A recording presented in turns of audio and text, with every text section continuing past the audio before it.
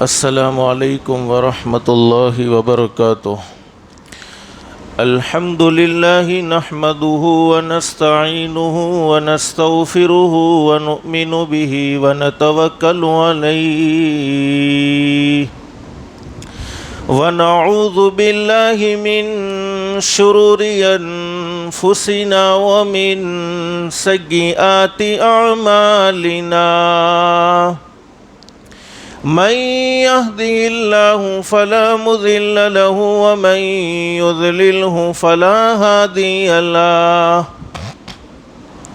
ونشهد أن لا إله إلا الله وحده لا شريك له، ونشهد أن سيدنا ومولانا محمدا عبده ورسوله، صلی اللہ تعالی علیہ وعلى آلہ وأصحابہ وبارک وسلم تسلیما کثیرا کثیرا۔ اما بعد فاعوذ باللہ من الشیطان الرجیم، بسم اللہ الرحمن الرحیم۔ یا ایہا الذین آمنوا کتب علیکم الصیام کما کتب علی الذین من قبلکم لعلکم تتقون، ایاما معدودات، فمن كان منكم مريضا أو على سفر فعدة من أيام أخر، وعلى الذين يطيقونه فدية طعام مسكين، فمن تطوع خيرا فهو خير له، وأن تصوموا خير لكم إن كنتم تعلمون، شهر رمضان الذي أنزل فيه القرآن هدى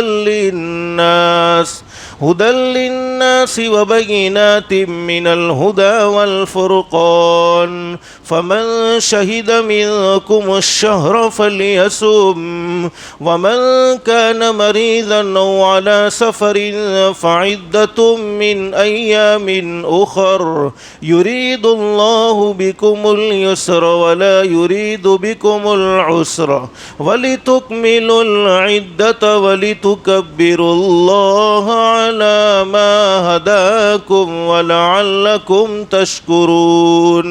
وإذا سألك عبادي عني فإني قريب أجيب دعوة الداعي إذا دعان، فليستجيبوا لي وليؤمنوا بي لعلهم يرشدون۔ وقال النبي صلى الله عليه وسلم: إن الله فرض صيام رمضان وسننت لكم قيامه، فمن صامه وقامه إيمانا واحتسابا خرج من ذنوبه كيوم ولدته أمه، أو كما قال النبي صلى الله عليه وسلم۔ صدق الله العلي العظيم وصدق رسوله النبي الكريم۔ رب اشرح لي صدري ويسر لي أمري واحلل عقدة من لساني يفقه قولي، سبحانك لا علم لنا إلا ما علمتنا إنك أنت العليم الحكيم۔ درود شریف پڑھ لیں۔ اللهم صل على محمد وعلى آل محمد كما صليت على إبراهيم وعلى آل إبراهيم إنك حميد مجيد اللهم بارك على محمد وعلى آل محمد كما باركت على إبراهيم وعلى آل إبراهيم إنك حميد مجيد.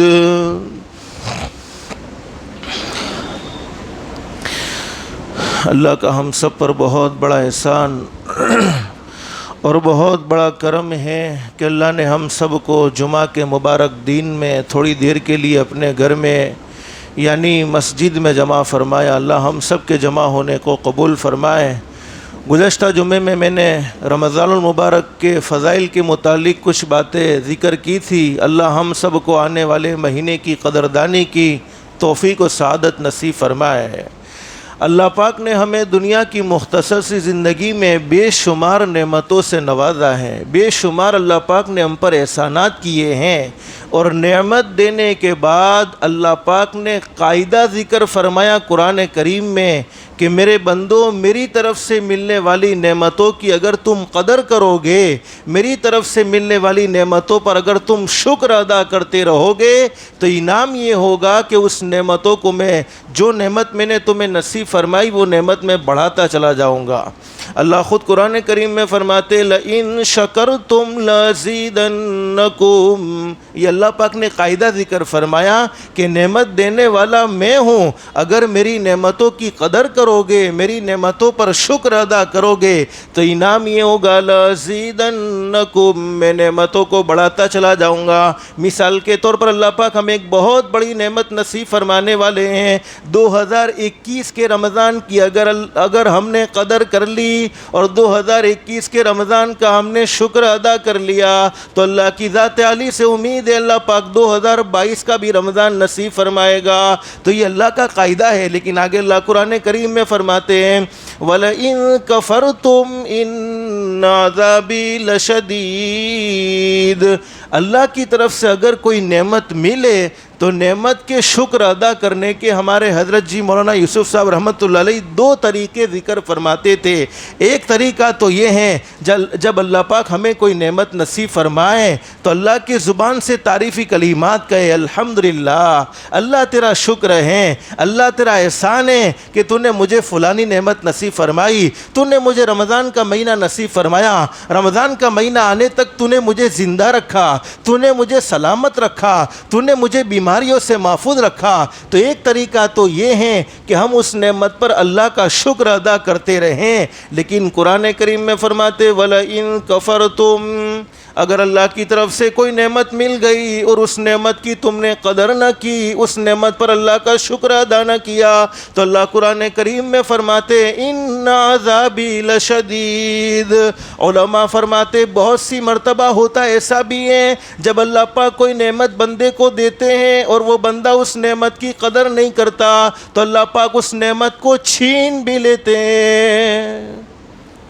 آپ نے وہ بات سنی ہوگی حضرت موسیٰ علیہ السلام ایک بہت اونچے درجے کے نبی گزرے ہیں. ہمارے آقا حضرت محمد الرسول اللہ صلی اللہ علیہ وسلم کے دنیا میں تشریف لانے سے پہلے بہت سے انبیاء کرام تشریف لائے. اس میں سے ایک نبی حضرت موسیٰ علیہ السلام ہیں. اللہ سے باتیں کرتے تھے، کوہ طور پر جاتے تھے اور قرآن کریم میں اللہ فرماتے وَنَادَيْنَاهُ مِن جَانِبِ الطُّورِ الْأَيْمَنِ وَقَرَّبْنَاهُ نَجِيًّا. حضرت موسیٰ علیہ السلام کوہ طور پر جاتے اور اللہ سے باتیں کرتے. ایک مرتبہ حضرت موسیٰ علیہ السلام اللہ سے باتیں کرنے کے لیے کوہ طور پر تشریف لے جا رہے ہیں.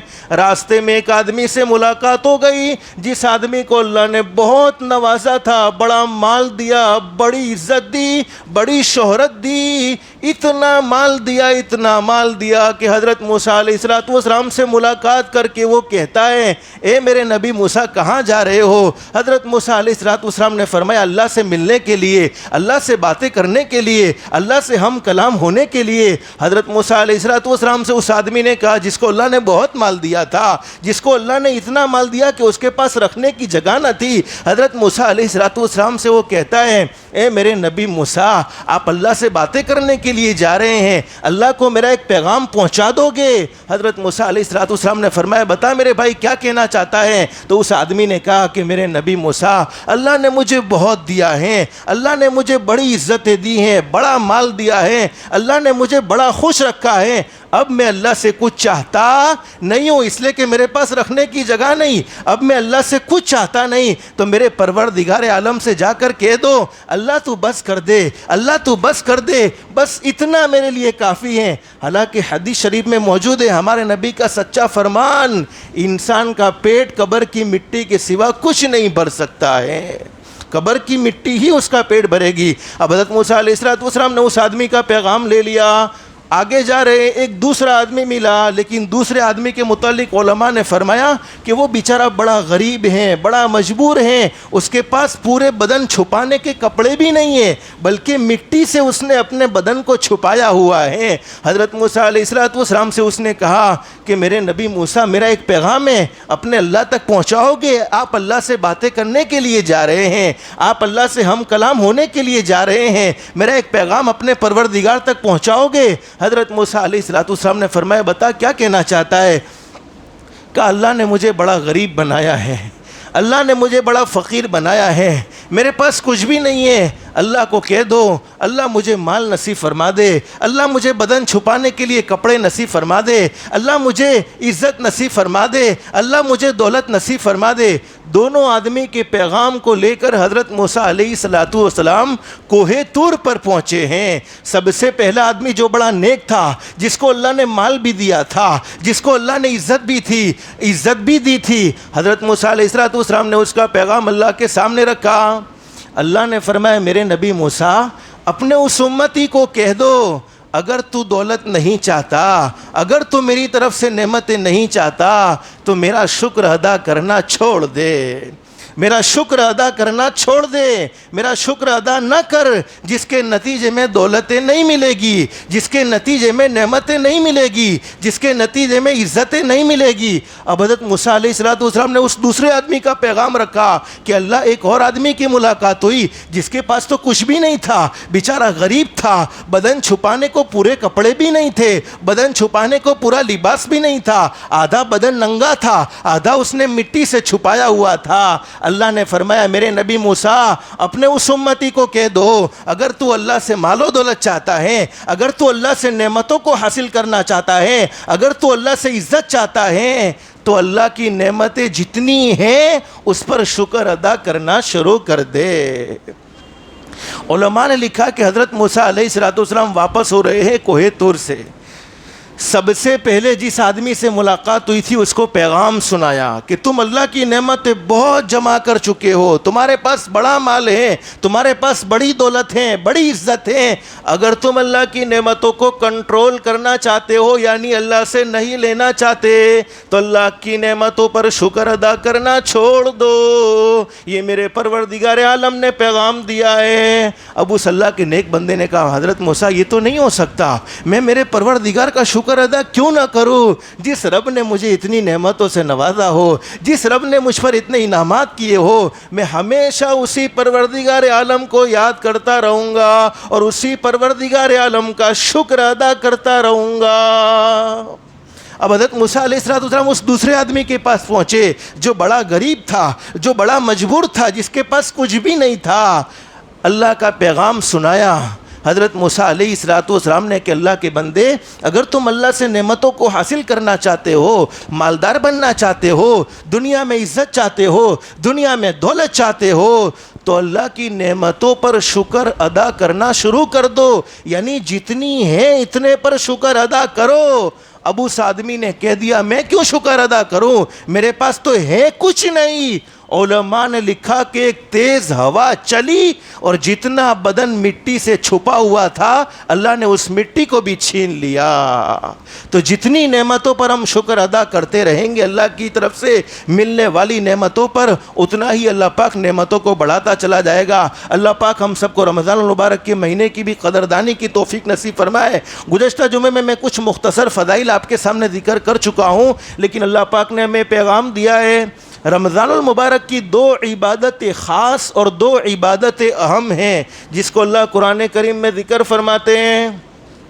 یا ایھا الذین آمنو, یا اللہ پاک خصوصی ایمان والوں سے مخاطب ہو رہے ہیں. یا ایھا الناس نہیں کہا جا رہا, ایمان والوں کا کام ہے کہ وہ روزہ رکھ سکتے ہیں. یا ایھا الذین آمنو, اے ایمان والو, کتب علیکم الصیام, اللہ فرماتے میرے بندو میری بندیوں تم پر روزے فرض کیے ہیں, اور یہ نہ سمجھنا کہ تم شان والے نبی کے شان والے امتی ہو اس لیے تم پر روزے فرض کیے ہیں, اس لیے کہ ہمارے نبی شان والے ہیں تو ہمارے نبی کی امت بھی شان والی ہیں. اور علماء نے لکھا ہے کوئی امت اس وقت تک جنت میں انٹر نہیں ہو سکتی جب تک کہ سرکار مدینہ حضرت محمد الرسول اللہ صلی اللہ علیہ وسلم کی امت جنت میں داخل نہ ہو جائے.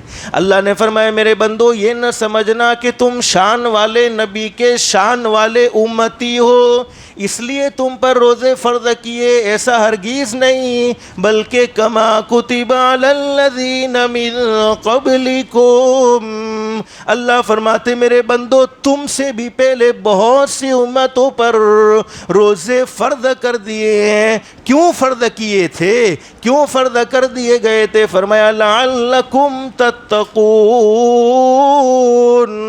اللہ فرماتے دنیا کی زندگی تو ختم ہونے والی ہے اور تمام دین کے امور کی تمام نیک اعمال کی جڑ تقویٰ ہیں, اللہ کا ڈر ہے. تمہارے دل میں میرا ڈر آ جائے, تم اگر مجھ سے ڈرو گے تو مخلوق کا ڈر تمہارے دلوں سے نکلے گا, مخلوق کا خوف تمہارے دلوں سے نکلے گا. لیکن رمضان کے مہینے میں تم نے روزہ نہ رکھا, رمضان کے مہینے میں بھی تم نے نمازوں کی پرواہ نہ کی, رمضان کے مہینے میں بھی تم مجھے ناراض کرتے گئے. اللہ فرماتے میرے بندو سن لو, یہ حالات پیدا میں نے کیے ہیں اور درست کرنے والی ذات بھی میری ہی ہے. تم جیسے اعمال کرو گے ویسے آسمان سے اللہ فیصلے کرنے والا ہے. لیکن آگے اللہ نے سمجھایا میرے بندو گھبراؤ مت, تمہارے پر کوئی سال کے روزے فرض نہیں ہیں, 6 مہینے کے روزے فرض نہیں ہیں, ایام معدودات, کچھ چند گنے چنے دن ہیں. کوئی اور تاریخ کو یاد رکھتا نہیں ہے کہ پہلی شوال, دوسری شوال, پہلی شعبان, دوسری شعبان, لیکن رمضان ہر ایک کو یاد رہتا ہے آج پہلا روزہ ہے, آج دوسرا روزہ ہے, آج تیسرا روزہ ہے, آج چوتھا روزہ ہے. تو اس سے کیا معلوم ہوتا ہے کہ جو چیز گنی جاتی ہے وہ زیادہ ہوتی نہیں ہے بلکہ وہ کچھ چند گنے چنے دن کے روزے ہیں. اللہ ہم سب کو, چونکہ اس مہینے میں 2 عبادتیں اہم ہیں, نمبر 1 روزہ رکھیں گے انشاءاللہ, اور میں نے گزشتہ آپ کو بتلایا جس کا رمضان کا مہینہ اللہ کو راضی کر کے صحیح سالم گزرا اس کا پورا سال صحیح سالم گزرے گا. لیکن حدیث شریف میں فرمایا نبی کریم صلی اللہ علیہ وسلم نے ان اللہ فرض صیام رمضان, اللہ پاک نے رمضان کے روزوں کو فرض کیا ہے. وَسَنَنْتُ لَكُمْ قِيَامًا, اور تراویح کو سنت قرار دیا ہے, رات کے قیام کو سنت قرار دیا. فَمَنْ صَامَهُ, جس نے رمضان کے روزے رکھے, وَقَامَهُ, اور رات کی تراویح پڑھی, ایماناً, ایمان ہونے کی یعنی مسلمان ہونے کی حالت میں, مومن ہونے کی حالت میں, احتساباً, اللہ سے ثواب کی امید رکھتے ہوئے, دنیا والوں کے لیے روزہ نہیں, دنیا والوں کے لیے تراویح نہیں, اللہ سے ثواب کی امید رکھتے ہوئے رات کی تراویح پڑھی, دین کے روزے رکھے. حدیث شریف میں فرمایا نبی کریم صلی اللہ علیہ وسلم نے خرج من ذنوبہ کیوم ولدتہ امہ، اللہ پاک اس کو گناہوں سے ایسا پاک اور صاف فرما دے گا جیسا کہ اس کی ماں نے اس کو آج ہی جنا ہو۔ اتنا بڑا انعام ہے، اللہ پاک ہمیں وہ مہینہ نصیب فرمانے والے ہیں۔ لیکن چونکہ گرمی کے رمضان ہیں، آج بہت سے لوگوں کو بڑی گرمی میں روزے بڑے مشکل معلوم ہوتے ہیں، اور کئی لوگ روزہ چھوڑ دیتے ہیں، اور چھوڑنا تو چھوڑنا، روزہ نہ رکھ کر بھی یہ ظاہر کرتے ہیں کہ ہم روزے سے نہیں ہیں۔ حدیث شریف میں موجود ہیں، حضرت علی رضی اللہ تعالیٰ عنہ فرماتے ہیں، فرمایا نبی کریم صلی اللہ علیہ وسلم نے، جس نے رمضان المبارک کا ایک روزہ بغیر کسی شرعی عذر کے، یعنی بغیر کسی شرعی مجبوری کے چھوڑ دیا، اگر وہ ساری زندگی روزے رکھتا رہے گا، پھر بھی رمضان کے ایک روزے میں جو برکت حاصل ہونی چاہیے تھی وہ نہیں ہو سکتی ہیں۔ اور ایک حدیث میں فرمایا، حدیث کے بیان کرنے والے حضرت ابو ہریرہ رضی اللہ تعالیٰ عنہ فرماتے ہیں، فرمایا نبی کریم صلی اللہ علیہ وسلم نے، اللہ پاک جس قوم کو ہلاک کر دینے کا فیصلہ کر دیتے ہیں، جس قوم کو تباہ و برباد کر دینے کا فیصلہ کر دیتے ہیں، وہ قوم رمضان کے روزے رکھنا چھوڑ دیتی ہیں۔ تو روزے کا نہ رکھنا کوئی معمولی گناہ نہیں ہے، بہت بڑا گناہ ہے۔ میرے پیارو، آپ کو معلوم ہے رجب کے مہینے میں ہمارے آقا اللہ کے مہمان بنے، معلوم ہے معراج کا سفر ہوا، اللہ کے مہمان بنے، جنت کے آپ نے نظارے فرمائے، جہنم کو بھی آپ نے دیکھا، اور جہنم میں امت کے اعمال کے نتیجے میں جو سزائیں مل رہی تھی وہ سزائیں بھی ہمارے نبی کو دکھلائی گئی۔ ہمارے نبی نے جہنم میں کچھ لوگوں کو دیکھا جو اوندھے لٹکے ہوئے تھے، جن کے پیر اوپر کی طرف تھے، سر نیچے کی طرف تھے، اور ان کے سروں کو آگ سے جلایا جا رہا تھا۔ ہمارے آقا نے حضرت جبریل سے پوچھا، جبریل یہ کون لوگ ہیں جن کو ایسا ذلت والا عذاب دیا جا رہا ہے، جن کو ایسا رسوائی والا عذاب دیا جا رہا ہے؟ حضرت جبریل نے فرمایا، میرے محبوب یہ روزہ نہ رکھنے والے لوگ ہیں۔ اللہ ہم سب کو روزہ رکھنے کی بھی توفیق نصیب فرمائے۔ میرے پیارو، آپ نے ایک بہت بڑے اللہ کے ولی کا نام سنا ہوگا، حضرت پیران پیر عالم ربانی محبوب سبحانی شیخ عبد القادر جیلانی رحمۃ اللہ علیہ، بڑے زبردست ولی کامل ہیں۔ پیران پیر کی ماں کا نام ہے فاطمہ، بولو کیا نام ہے؟ فاطمہ، لیکن لوگ فاطمہ نہیں کہتے تھے، لوگ ام الخیر کہتے تھے۔ پیران پیر کی ماں فرماتی ہیں کہ میرے پیٹ میں حمل رہا، میرے پیٹ میں بچہ رہا، میں نے 9 مہینے اپنے پیٹ میں بچے کو رکھا، یہاں رمضان کا چاند مجھے نظر آیا، زمین پر مجھے عبد القادر نظر آ گیا۔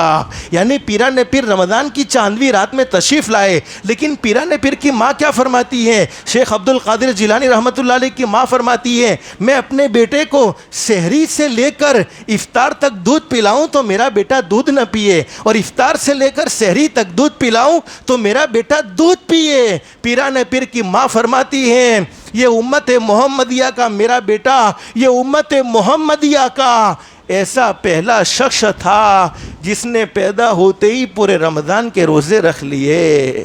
ایک معصوم بچہ پورے رمضان کے روزے رکھ سکتا ہے۔ آج میرے پیارو، ہم تو جوان ہیں، اللہ نے صحت دی ہے، اللہ نے تندرستی دی ہے، اور اللہ پاک نے ہمیں نعمتوں سے نوازا، نعمتیں کھلائی۔ اگر دین میں ہم نے کچھ اپنے آپ کو بھوکا رکھا تو اللہ کے خزانے میں کوئی بڑھوتری نہیں ہے۔ اللہ پاک اپنے بندوں کو بھوکا رکھ کر پریشان کرنا نہیں چاہتا۔ جس ماں کے دل میں اللہ نے محبت رکھی ہو، جس باپ کے دل میں اللہ نے محبت رکھی ہو، وہ ماں باپ اپنے بچوں کو پریشانیوں میں دیکھنا پسند نہیں کرتے، اپنے بچوں کو دکھوں میں دیکھنا پسند نہیں کرتے۔ تو پیدا کرنے والا اللہ جو شہنشاہ کائنات ہے، وہ اپنے بندوں کو بھوکا رکھ کے کیوں پریشان کرے گا؟ لیکن چونکہ اللہ نے سمجھایا، میرے بندو اپنے نفس پر ایک کنٹرول آ جائے۔ دنیا کے اندر تم نے بہت ساری نعمتیں کھائی، 11 مہینے اچھے سے اچھا کھانا کھایا، کچھ بھوکے رہ کر میرے ان بندوں کے بارے میں بھی تم احساس کرنے لگو کہ تم پیٹ بھر بھر کر کھاتے ہو، صرف رمضان میں میرے حکم پر تمہیں بھوکا رہنا پڑا۔ اب تم محسوس کرو کہ وہ تمہارا پڑوسی جس کے پاس کچھ نہیں ہے، اس کی کیا کیفیت ہوتی ہوگی جس کو کھانا نہ ملتا ہو۔ میرے پیارو، اللہ ہم سب کو روزہ رکھنے کی توفیق نصیب فرمائے۔ تو پہلی عبادت رمضان میں روزہ، دوسری تراویح پڑھیں گے انشاءاللہ۔ تراویح حدیث شریف میں موجود ہے، ایک صحابی جن کا نام جناب حضرت ابو سعید خدری رضی اللہ تعالیٰ عنہ فرماتے ہیں نبی کریم صلی اللہ علیہ وسلم نے ارشاد فرمایا جب رمضان کی پہلی رات ہوتی ہے تو آسمان کے تمام دروازے کھول دیے جاتے ہیں، کوئی دروازہ بند نہیں ہوتا جب تک کہ رمضان کا مہینہ مکمل نہ ہو جائے۔ پھر ہمارے نبی نے فرمایا رمضان میں میرا کوئی امتی رات کو نماز پڑھتا ہے یعنی تراویح کی نماز، تو بولو ہر نماز میں سجدہ ہوتا ہے کہ نہیں ہوتا؟ سجدہ ہر نماز میں ہوتا ہے، صرف جنازے کی نماز میں سجدہ نہیں، باقی ہر نماز میں سجدہ ہوتا ہے۔ ہمارے نبی نے فرمایا سجدہ کرنے پر ایک سجدے کے بدلے میں اللہ پاک اسے 1500 نیکیاں نصیب فرماتے ہیں، صرف ایک سجدے پر۔ تو 2 رکعت میں 4 سجدے ہوتے تو 6000 نیکیاں، اور قیام کا ثواب تو اللہ جانے، رکوع کا ثواب تو اللہ جانے، قاعدے کا ثواب تو اللہ جانے۔ پھر ہمارے نبی نے فرمایا اللہ پاک اس کے لیے گھر جنت میں بنائیں گے۔ ارے دنیا میں لوگ مٹی سے گھر بناتے ہیں، گارے سے گھر بناتے ہیں، اینٹوں سے بناتے ہیں، لیکن سرخ یاقوت سے آراستہ، اور اس گھر کے 60,000 دروازے، 60,000 دروازے۔